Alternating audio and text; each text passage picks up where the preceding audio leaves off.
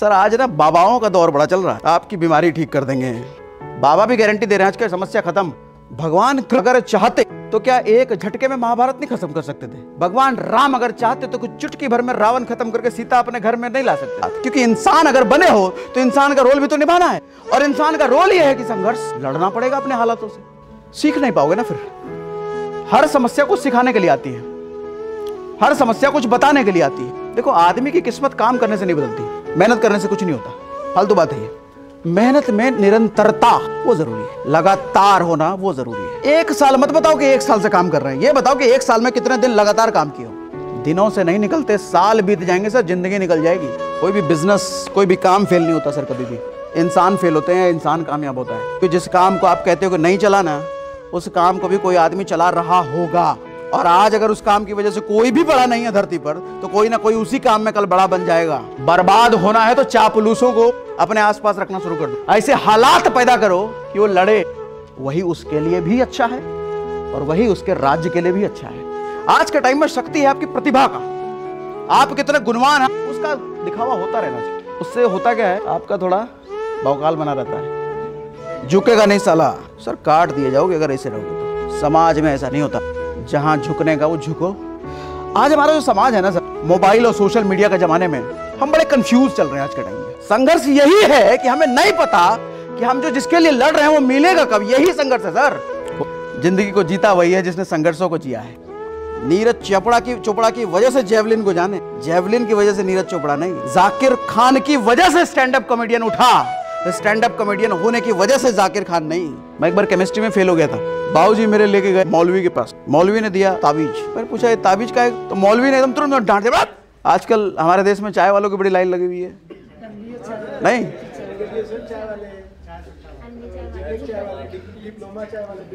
Graduate बेवफा ऐसा भी चल रहा है क्या?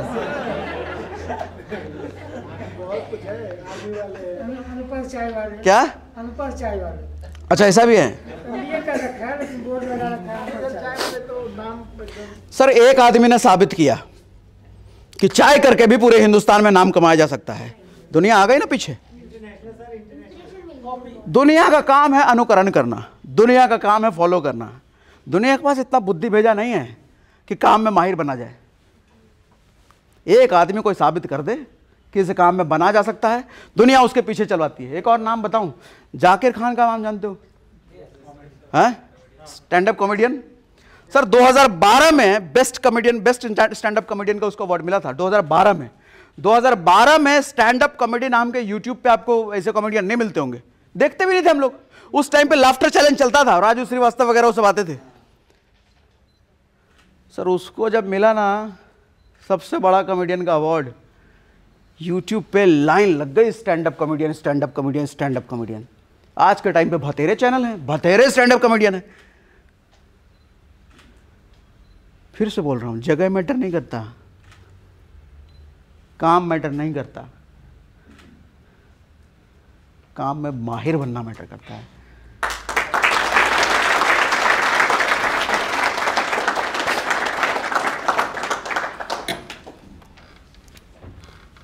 अमिताभ बच्चन जब जमीन पे पाताल में गिरा था ना, वो आदमी पाताल ही कहेंगे उसको, तो कहाँ था और कहाँ गिरा।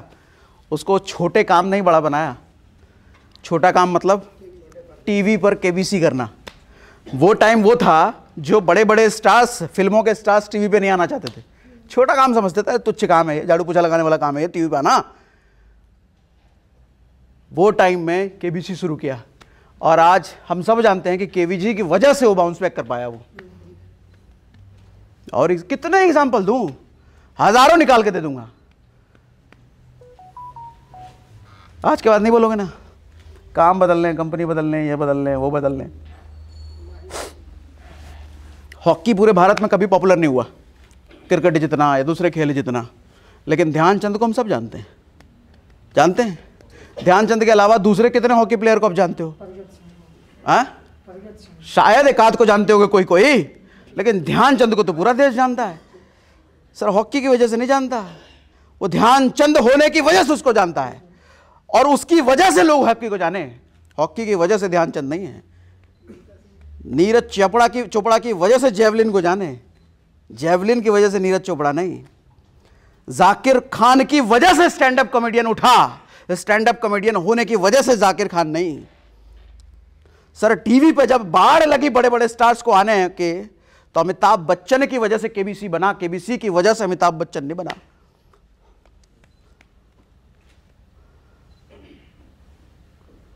शाहरुख खान का हालांकि देखो मैं फैन वैन नहीं हूं, लेकिन उसका वर्क एथिक्स मुझे बहुत पसंद है। आदमी में जिस तरह की डेडिकेशन और जो रिस्क लेने की काबिलियत है ना, वो बड़ा पसंद है। जिस टाइम में डर मूवी आई थी ना, उस टाइम पे बड़े बड़े स्टार्स नेगेटिव रोल नहीं करते थे, एक इमेज बना के रखते थे उस टाइम पे कि ये इमेज है भाई, ये हीरो वाली इमेज है, हीरो मतलब मारेंगे मार खाएंगे नहीं, लड़की उड़की लेके चलेंगे, रेप वे वाला सीन नहीं, लड़की भगाने वाला काम गुंडे का, हम बचाने वाला काम हम बचाने वाले हैं। उस टाइम पे सर मेन हीरो का काम विलेन बन करके आना सर अपने करियर के साथ रिस्क था। अगर विलेन वाली इमेज, उस आदमी ने ये नहीं सोचा कि विलेन वाली इमेज बन गई तो मेरे हीरो का करियर खराब हो जाएगा। कोई भी बिजनेस, कोई भी काम फेल नहीं होता सर, कभी भी इंसान फेल होते हैं, इंसान कामयाब होता है। ये वाला बिजनेस नहीं चला, वो वाला बिजनेस नहीं चला, वो वाला काम नहीं चला, झूठ है। वो आदमी नहीं चला, क्योंकि जिस काम को आप कहते हो कि नहीं चला ना, उस काम को भी कोई आदमी चला रहा होगा। और आज अगर उस काम की वजह से कोई भी बड़ा नहीं है धरती पर, तो कोई ना कोई उसी काम में कल बड़ा बन जाएगा। तो फेल आपका काम नहीं हुआ, फेल आपका बिजनेस नहीं हुआ, फेल आप हुए। बिजनेस फेल नहीं होता, काम फेल नहीं होता, इंसान फेल होते हैं। अगला लेसन, संघर्ष को जीना सीखो। बड़ी भारी भरकम वर्ड है ये संघर्ष। जब सामने आता है तो किसी को अच्छा नहीं लगता, लेकिन जहां लेक्चर देने की बात आई तो कोई भी लेक्चर दे देगा, जैसे मैं दे रहा हूं। लेकिन सच बात यह है कि इससे बचा भी नहीं जा सकता। जिंदगी को जीता वही है जिसने संघर्षों को जिया है, अदरवाइज फिर जीतने वाले कहाँ। फिर तो आप सिक्योरिटी गार्ड, झाड़ू पोछा, मजदूरी, रिक्शा, ऑटो, ये सब कर लो। आदमी जितना छोटा है ना, जितनी औकात में उसका छोटा है, पैसे में कम है वो, गरीबी जितनी ज्यादा है, समझ लो संघर्ष का लेवल उतना कम है।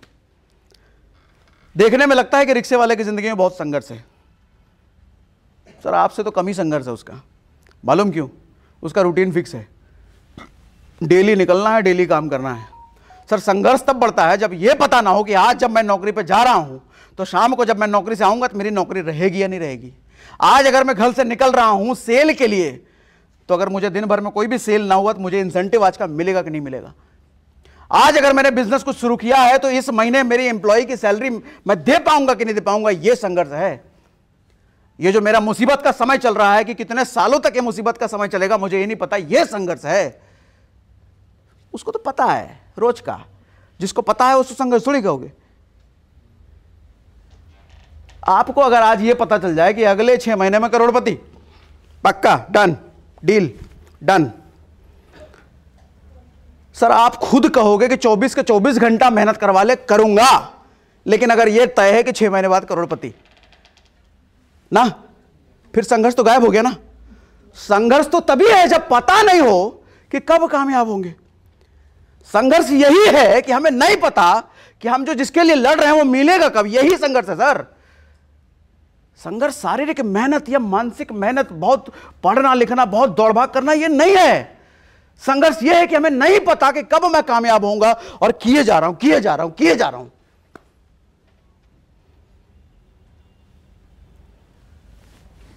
मैं एक बार केमिस्ट्री में फेल हो गया था, 12th में केमिस्ट्री में फेल हो गया। तो बाबूजी मेरे लेके गए मौलवी के पास, मौलवी ने दिया ताबीज। मैंने पूछा ये ताबीज काहे को? तो मौलवी ने एकदम तुरंत डांट दिया, सवाल नहीं करते। बाबूजी मेरे चुप चुप चुप चुप। तो बाद में मेरे बाबूजी से पूछा ये ताबीज काहे को? बोला अब बेटा जो पूरे साल पढ़ोगे ना सीधा दिमाग में पहुंचेगा वो। मैंने कहा फिर तो च्यवनप्राश भरा होगा ताबीज में।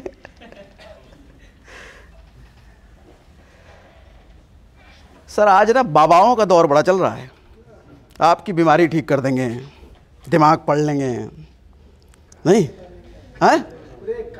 बहुत चल रहा है। मारो गोली जो भी हो, जो भी हो, समझना हो क्या रहा है। आदमी अपने संघर्षों को खत्म करके एक टेम्पररी सहारा ले रहा है। एक बात बताओ, भगवान कृष्ण अगर चाहते तो क्या एक झटके में महाभारत नहीं खत्म कर सकते थे? भगवान राम अगर चाहते तो कुछ चुटकी भर में रावण खत्म करके सीता अपने घर में नहीं ला सकते थे? लेकिन किया क्या बदले में? पूरा प्रोसेस, पूरे प्रोसेस के साथ। क्योंकि इंसान अगर बने हो तो इंसान का रोल भी तो निभाना है, और इंसान का रोल यह है कि संघर्ष लड़ना पड़ेगा अपने हालातों से। और आज हम उसको बाईपास करना चाहते हैं कि नहीं भाई, तावीज, मंदिर, मस्जिद, मौलाना और बाबा समस्या ठीक कर दो। बाबा भी गारंटी दे रहे हैं आज की समस्या खत्म। सीख नहीं पाओगे ना फिर। हर समस्या कुछ सिखाने के लिए आती है, हर समस्या कुछ बताने के लिए आती है। आज अगर बाहर निकलते ही गड्ढे पे गिर गए तो सर इसका मतलब समझने की कोशिश करो कि आपको समय यह बताना चाह रहा है कि इस रास्ते पर कल को परिवार को लेकर के आओगे ना तो जरा संभल के चलना, इस रास्ते पर गड्ढा है। आज आप अकेले गिरे हो, कल आपका पूरा परिवार गिर जाएगा। इसकी वजह से आज ही गिर जाओ, अकेले तो कम से कम गिर रहे हो। सर बच्चा अगर 5वीं क्लास में फेल हो जाता है ना तो ये बताने की कोशिश की जा रही है कि अभी कमजोर है। कमजोर बच्चे को अगर पास करा दिया ना तो सर वो पता नहीं कितनों का भविष्य खराब करेगा। वो एक कमजोर आदमी अगर आईपीएस आईएएस बन गया तो सर पूरा जिले को खराब कर देगा। वो नहीं मानते? एक कमजोर, एक मनोबल जिसका टूटा हुआ है, मानसिक रूप से जो विकलांग है, सर वो राजा बन गया ना पूरे राज्य को खराब करेगा वो। तो सही क्या है?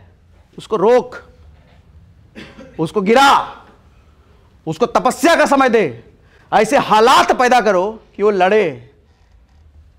वही उसके लिए भी अच्छा है और वही उसके राज्य के लिए भी अच्छा है।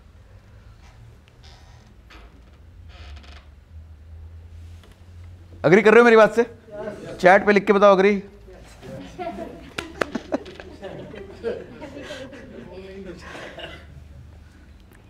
एक राजा था, ऐसे एक किसी परमात्मा के पास गया वो। बाबा जी, तो राजा बेसिकली बड़ा तकलीफों से गुजर रहा था। बोले एक के बाद एक राज्य हमारा जाता चला जा रहा है, दुश्मन हावी होता चला जा रहा है, सेना की संख्या भी कम होती चली जा रही है, लोग मरते जा रहे हैं हमारे राज्य में, टैक्स कम आ रहा है, पूरा राज्य गरीब होता जा रहा है। इतनी सारी समस्याओं को लेकर के एक महात्मा के पास पहुंचा। महात्मा ने उसको 2 छोटे छोटे बक्से दिए, मुट्ठी भर का छोटा छोटा बक्सा दिया उसको। बोला कि एक बक्सा तब खोलना जब अभी तेरे पास जितनी मुसीबत है उससे कहीं ज़्यादा मुसीबत आ जाए, जब तेरे सहने लायक ना हो जाए तब एक बक्से को खोल लेना, समाधान उसी में। बोले दूसरा बक्सा जब तू समस्याओं से निकल जाएगा, जब तेरे लाइफ में सब ठीक हो जाएगा तब दूसरा बक्सा खोल लेना। बोले ठीक। समस्याएं बढ़ती चली गई। एक दिन पहले वाले बक्से को खोला, बक्से में से एक पर्ची निकला। पर्ची में लिखा हुआ था ये वक्त है, गुजर जाएगा, बस तू मेहनत करते रहना। राजा को लाइन पढ़ के थोड़ा अच्छा लगा, मोटिवेटेड फील हुआ। लिखा था मेहनत करते रहना, मेहनत करने लग गया, मेहनत करने लग गया। थोड़ा कुछ टाइम बाद सब ठीक हो गया। सब ठीक हो गया तो दूसरा पर्ची उसने निकाला। दूसरे पर्चे में मालूम क्या लिखा था? ये वक्त है, ये भी गुजर जाएगा, बस तू मेहनत करते रहना।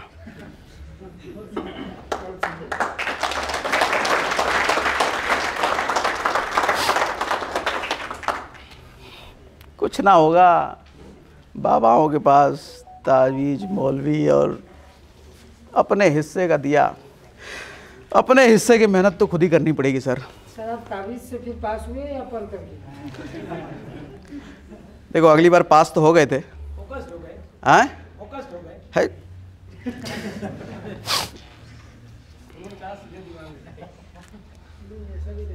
देखो शक्ति हासिल करने का एक ही तरीका है, संघर्षों के सीने पर बैठ करके ना लड़ना पड़ेगा उससे। उसके बिना कुछ नहीं हो सकता, कुछ भी कर लो। सर इतिहास उठा के देख लो ना, चाहे हमारी पौराणिक कथाएं उठा के देख लो, चाहे सिकंदर देख लो, चाणक्य देख लो, चाहे अकबर देख लो, चाहे महाराणा प्रताप देख लो, किसी को भी देख लो ना, किसको कहीं कुछ मांगने से मिला है?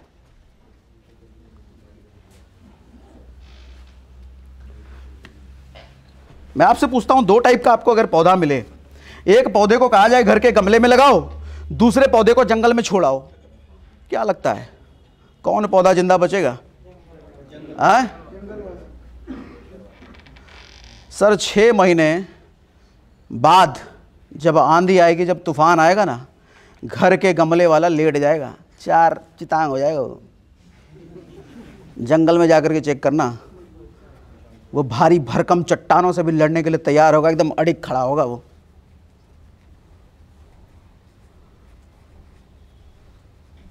कौन सी चीज?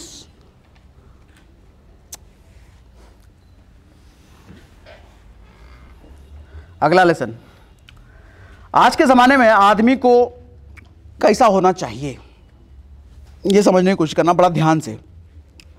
आज हमारा जो समाज है ना सर, मोबाइल और सोशल मीडिया के ज़माने में हम बड़े कंफ्यूज चल रहे हैं आज के टाइम पे। और स्पेशली ये KGF और पुष्पा जैसी फिल्में जब आती है तो हम और कंफ्यूज हो जाते हैं। मालूम कैसे? इनमें क्या दिखाया जाता है? हीरो कभी झुकता नहीं, झुकने का नहीं, झुकेगा नहीं साला। और KGF क्या, अकेला ही वो बड़ा बड़ा बंदूक लेकर के, बंदूकें मिलती कहाँ पता नहीं, वो कुछ बचता ही नहीं उससे, और लास्ट में सिगरेट भी जला लेता है हीरो से। पूरा देश लगा पड़ा है, कोई पकड़ ही नहीं पा रहा। याददाश्त तेज हो गई आपकी। उसकी वजह से हम कंफ्यूज क्यों हैं मालूम? सर हमें फिल्में सिखाती है कि झुकने का नहीं, अड़ के रहने का। सर काट दिए जाओगे अगर ऐसे रहोगे तो। समाज में ऐसा नहीं होता। जहाँ झुकने का वो झुको, जहाँ भागने का भागो, जहाँ तलवे चाटने की जरूरत पड़ी वहाँ भी चाटो। सर जरूरी है, आए कंफ्यूज ना हो ना। अभी एक फिल्म आई थी, वेब सीरीज, वो बिहार में एक कहानी पर बेस्ड थी, क्या नाम था यार, खाकी।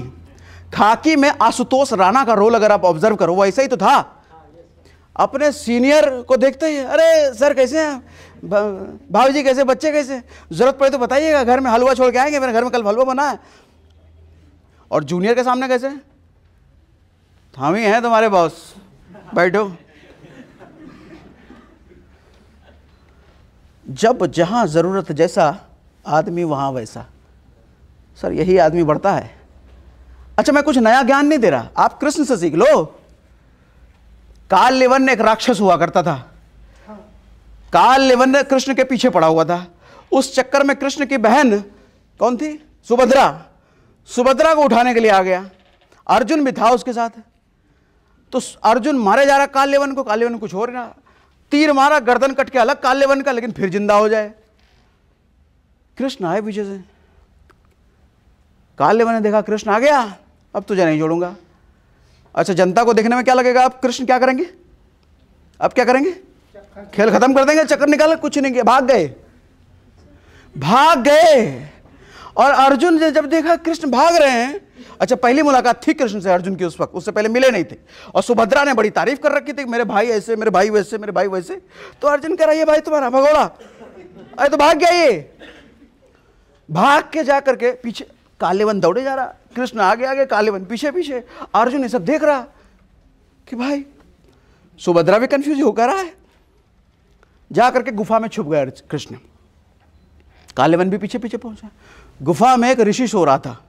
दरअसल ऋषि को यह वरदान था, आशीर्वाद था बेसिकली, बहुत युद्ध लड़ा था वो। तो युद्ध लड़ करके भगवान से वरदान मांगा था कि मैं लंबे समय के लिए सोने जा रहा हूँ, मुझे कोई डिस्टर्ब ना करे, और जो भी डिस्टर्ब करने आएगा मेरे गर्मी से, मेरे तप की गर्मी से वो मर जाए, ऐसा मुझे आशीर्वाद दे दो।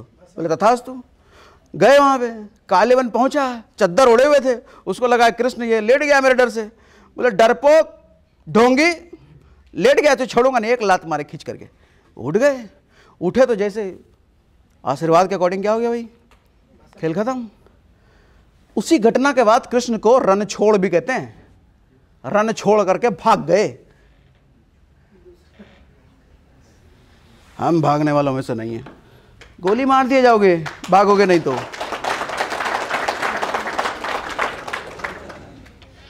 झुकना सीखो, और ताकत तो सच बताऊं झुकने में ही लगता है। अड़े रहने में कोई ताकत नहीं है। किसी को गाली देने में ताकत चाहिए क्या? दे दो, रिक्शा वाला भी गाली दे देगा, ऑटो वाला भी गाली दे देगा, लेकिन सुनने की शक्ति सब में नहीं होती है।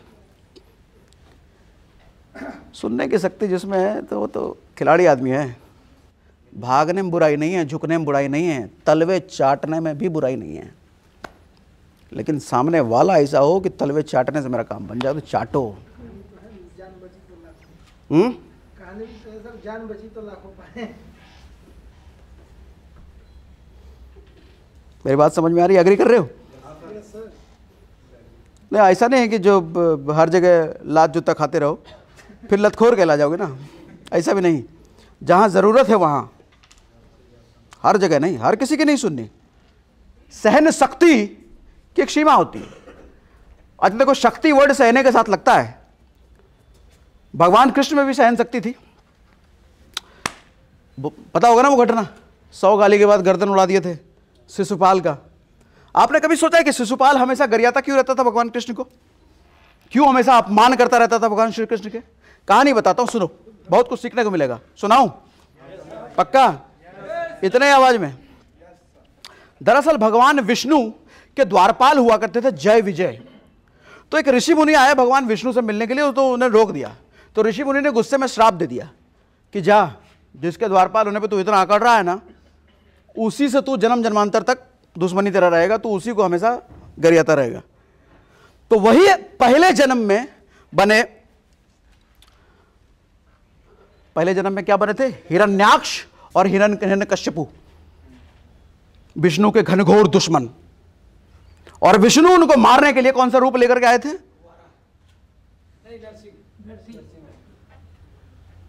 वराह अवतार। दूसरे जन्म में वही बना रावण और कुंभकर्ण। अगेन विष्णु आए, राम के अवतार में मारे, पहले अवतार में वराह अवतार लेकर के मारे, और तीसरे जन्म में वही बना कंस और शिशुपाल। बेसिकली ऊपर से ही तय है कि भाई तुम विष्णु के दुश्मन रहोगे और विष्णु का रूप ही कोई तुमको निपटाएगा। अच्छा, यह मेन कारण नहीं था। मेन कारण यह था कि शिशुपाल जब पैदा हुआ था ना, तो पैदा होते ही वो गधों की तरह रोता था। गधे जिस तरीके से रोता है ना, मियाँ करके चिल्ला करके, उस तरीके से वो रोता था। और जब वो पैदा हुआ था उसके 3 आंख थे और 4 हाथ थे। तो आकाशवाणी हुई थी कि जो भी आदमी, जिस आदमी के गोद में जाए और इसका तीसरा आंख निकल जाए उस गोद में जाते हुए, और बाकी 2 हाथ भी कट जाएं, वही आदमी सोचो इसका वध करेगा। तो उसके माँ बाप भी घबरा गए, भैया अब आप अपने पे मत लो, किसी थर्ड पार्टी का ले लो। अगर कोई थर्ड पार्टी के बच्चे को कोई कहे कि भैया ये आदमी मारने वाला है, ऐसा लक्षण है, तो माँ बाप पहले ढूंढने में ना लग जाएंगे, कौन है भाई, पहले उसी का खेल खत्म करें, कौन मारेगा हमारे बच्चे को। तो हुआ क्या, देश विदेश से राजाओं को बुलाया गया। अब राजा का बेटा है शिशुपाल, तो अजम्पशन क्या है, कोई राजा ही मारेगा ना। बुलाया गया, सबके गोद में बिठाया गया, किसी गोद में कुछ नहीं हो रहा।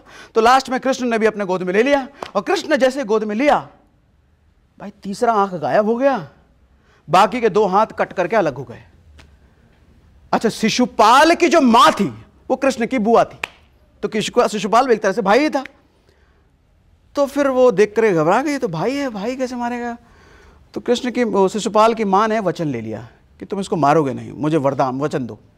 तो कृष्ण बोले ये वचन तो नहीं दूंगा, लेकिन ये वचन दे देता हूं कि इसका 100 अपराध तक मैं माफ करूंगा, उसके बाद नहीं करूंगा। बोले ठीक है चलेगा, 100 अपराध तो ही नहीं करेगा। और जैसे वो बड़ा हुआ शिशुपाल, बेसिकली उसका एक दोस्त था रुक्म, और रुक्म की बहन थी रुक्मणी।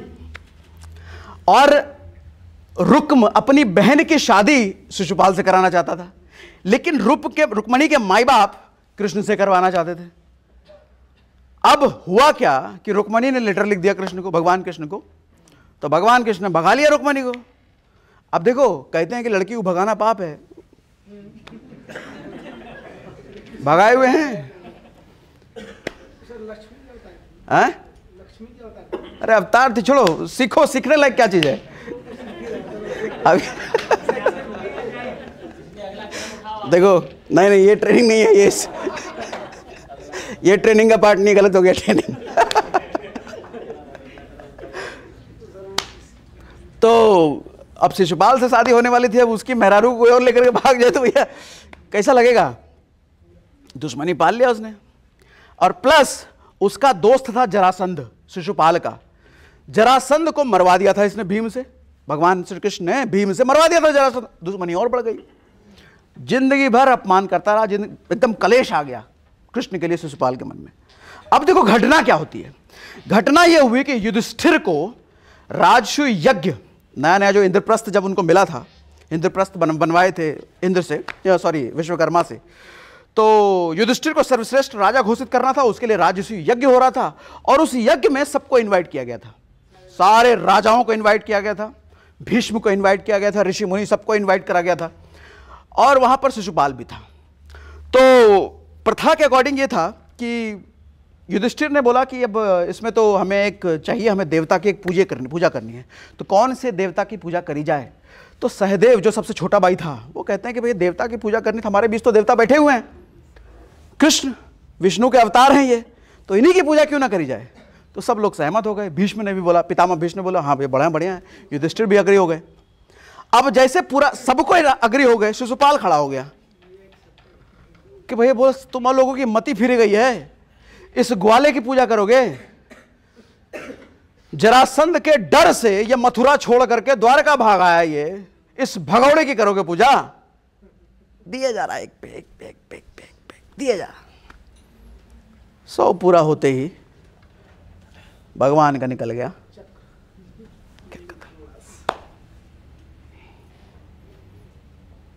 सर सीखने लायक क्या क्या चीजें हैं इसमें?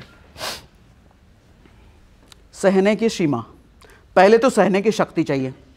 जो सहने की शक्ति जिसमें है वही महान है। और सहने की भी एक सीमा होती है।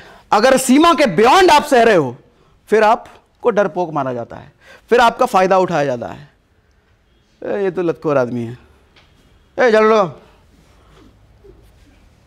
ऐसा भी नहीं सर, ताकत शक्ति का प्रदर्शन उस वक्त जब सीमा आ जाए, उसके पहले नहीं। और वैसे आज कलयुग है, एक बात बताऊं, शक्ति का प्रदर्शन करते रहना चाहिए। आज के टाइम में शक्ति क्या चीज होती है? बाहुबल की शक्ति नहीं। आज के टाइम में शक्ति है आपकी प्रतिभा का। आप कितने गुणवान हैं, आप कितने प्रतिभाशाली हैं, उसका दिखावा होता रहना चाहिए। उससे होता क्या है, आपका थोड़ा भौकाल बना रहता है और इज्जत उज्जत सोसाइटी में, समाज में थोड़ी इज्जत उज्जत बनी रहती है। करना चाहिए, लेकिन इसका मतलब ये नहीं है कि किसी को भी दो थाप मारते चलो। फॉर्च्यूनर ले तो लिए हैं, अब कोई रिक्शे वाला टकरा गया कैसे तड़ा। मैंने सिक्योरिटी गार्ड से लड़ते हुए देखा है फॉर्च्यूनर वाले को, और देखो क्या कितनी मंदबुद्धि वाला आदमी है। कोई मुकाबला है सिक्योरिटी गार्ड का और फॉर्च्यूनर वाले का? तुम तो फिर फॉर्च्यूनर लेकर के उससे भी छोटी सोच रखते हो। अरे उसको अगर 4 बार दिन भर में प्यार से कह देते कोई बात नहीं ठीक है हो जाता है, इतने में वो खुश हो जाता। शक्ति का प्रदर्शन का मतलब ये नहीं होता सर किसी पर जुल्म नहीं करना, किसी की हाय नहीं लेनी, किसी के साथ बुरा नहीं करना। फिर तो ऊपर बैठा है पालनहार विष्णु, उसी को कहते हैं ना पालनहार। ब्रह्मा को कहते हैं रचयिता, विष्णु को कहते हैं पालनहार, और शिव को कहते हैं विनाशक। विनाशक किसका? बुराइयों का विनाशक। तो वो फिर आएगा किसी न किसी रूप में, फिर लगाएगा। आज देखो हम कलयुग में, सतयुग तो है नहीं। सतयुग में क्या होता था, भगवान खुद आकर के दे देते थे सजा। आज के टाइम में भगवान तो नहीं आने वाले ना। आज के टाइम में आपको घेर दिया जाएगा संघर्षों में, आपकी मति भ्रष्ट कर दी जाएगी। अभी जैसे कल परसों का एग्जाम्पल है, मुझे हमारी टीम में कोई दिखा रहे थे मैसेज किसी का कि कोई बहुत बढ़िया लड़का, बहुत बढ़िया काम करने वाला, वो कह रहा हम काम नहीं करेंगे, आप लोगों ने परेशान कर दिया, आप लोग मैं परेशानियों में उलझा हुआ हूँ और मुझे कोई निकाल नहीं रहा, मैं परेशानियों के दलदल में घिरा जा रहा हूँ। और वो जो मुझे मैसेज दिखा रहे थे, हम दोनों बात कर रहे थे आपस में, अरे यार बताओ कितना अच्छा लड़का है ये। अच्छा कहने का मतलब शारीरिक रूप से बलिष्ठ है, बोलना अच्छा आता है, दिखता अच्छा है, किसी को भी इन्फ्लुएंस करने की शक्ति है उसमें, ये सब है। कुमति ही तो कह सकते हैं इसको। इतना होने के बावजूद ये कह रहा है कि मैं परेशानियों में अब कोई परेशानी नहीं है, हम देख पा रहे हैं उसके साथ कोई परेशानी, वो परेशानी लेकर के बैठा है। सर इसी को तो कहते हैं कुमति, इसी को तो कहते हैं कि विनाश काले। आज कलयुग में ऐसे ही सजा मिलता है। आपकी सारी शक्ति होने के बावजूद भी आप उस शक्ति को सर्वनाश करने का व्यवस्था खुद ही कर डालोगे।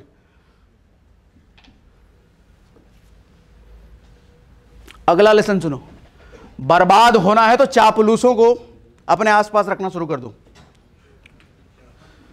हाँ क्या कह रहे हो? सुनो एक और स्टोरी के माध्यम समझाता हूं। अंगद, अंगद जानते हो ना? ध्यान से सुनिएगा, मजेदार स्टोरी है।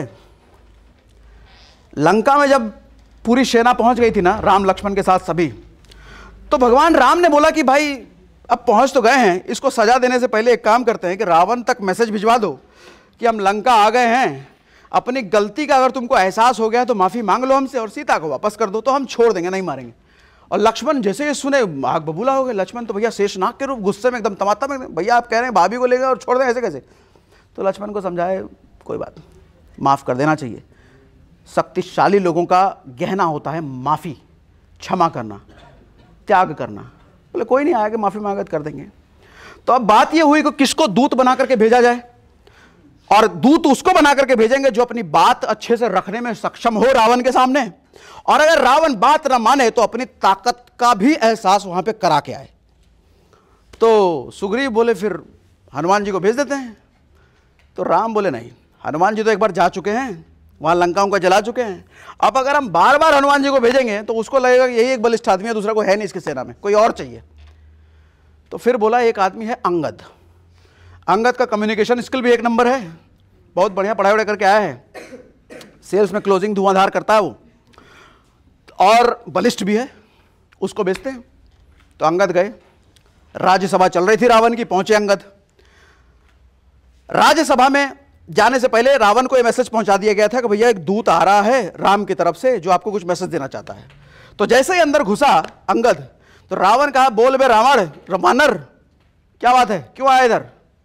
तो अंगद बोले दूत को पहले तो इस तरीके से बदतमीजी से बात मत करो, और बात करने से पहले दूत का सत्कार किया जाता है, फिर कुर्सी उर्सी पूछो बैठने के लिए, सोफा पर लाओ।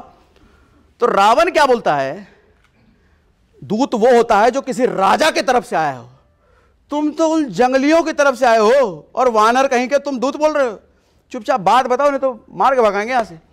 तो अंगद कहते हैं कि तुम्हारी इस बदतमीजी की वजह से जितने तुम्हारे यहां बैठे हैं ना राज्यसभा में, सबका टंगड़ी उंगली तोड़ देंगे हम, लेकिन मेरा मकसद वो नहीं है, मेरा मकसद है प्रभु राम का मैसेज तुम तक पहुंचाना।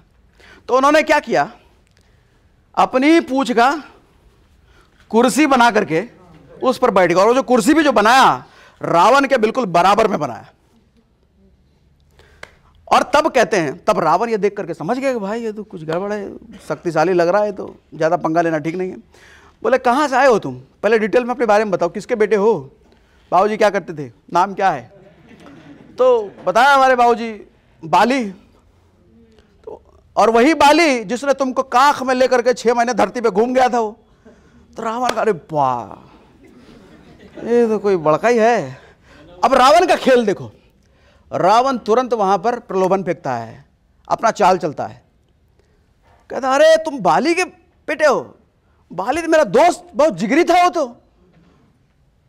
अरे तुम तो मेरे बेटे जैसे हो, काहे सब हरकत कर रहे हो, और तुम उसके तरफ से बात करने आए हो जो तुम्हारे बाप को मारा, मेरे पास आओ, हम तुमको तुम्हारा राज्य दिलाएंगे और वहां का राजा बनाएंगे। ये सब छोड़ो नौटंकी बाजी। सर समझना है बात, हमारे मन के साथ ना ऐसा ही होता है, हमारे मन के पास न जाने कितने बार ऐसे प्रलोभन हम खुद ही देते हैं।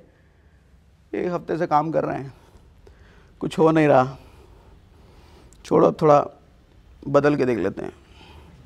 3 महीना हो गया सर, कुछ हो तो रहा नहीं रहा है। सर 1 साल से काम कर रहे हैं, हमारा कुछ हुआ नहीं है। मैं तो ऐसे आदमी से पूछता हूँ 1 साल मत बताओ, ये बताओ 1 साल में कितने दिन, वो भी लगातार कितने दिन। देखो आदमी की किस्मत काम करने से नहीं बदलती, मेहनत करने से कुछ नहीं होता, फालतू बात है ये।